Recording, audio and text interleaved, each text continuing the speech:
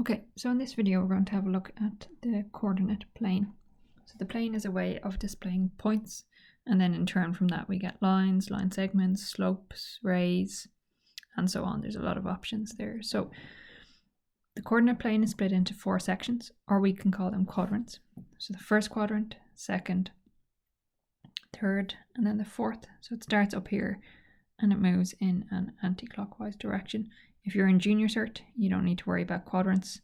They're not that relevant. If you're in leaving cert, quadrants will become important when we're dealing with the circle. And then in trigonometry, the unit circle. So if we look in this first section, moving right and left, so along the horizontal line, that's what we call the x-axis. And then moving up and down vertically is our y-axis. Very important when we're reading a point or drawing a point or anything like that, we read the x value first and then we read the y value.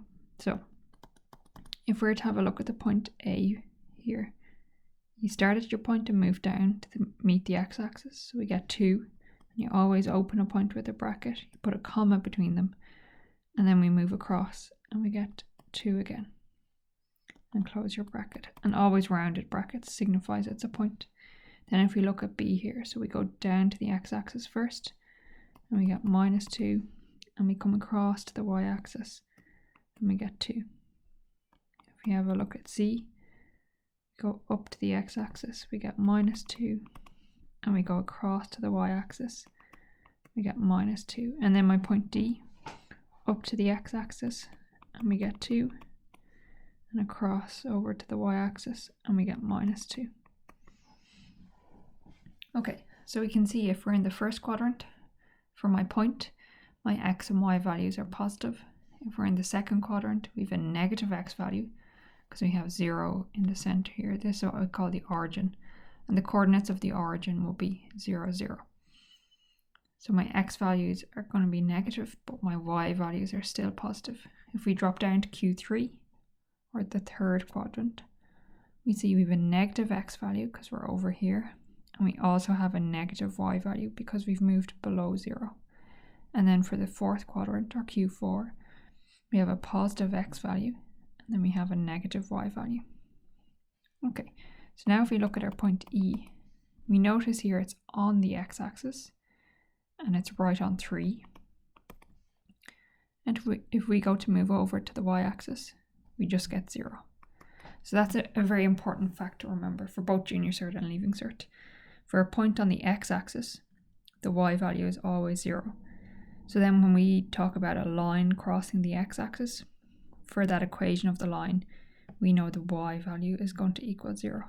And if we have a look at F over here, x value first gives me -4.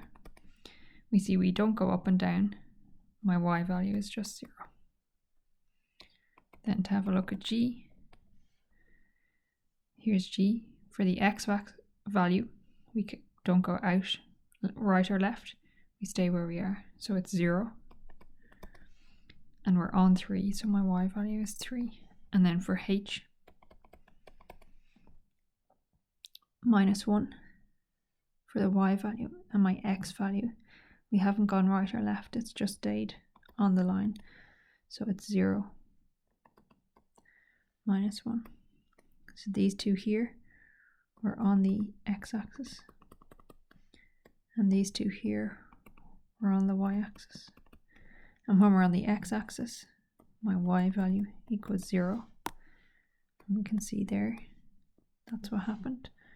And when we're on the y-axis, my x value equals 0. And if we have a look there, that's what happened.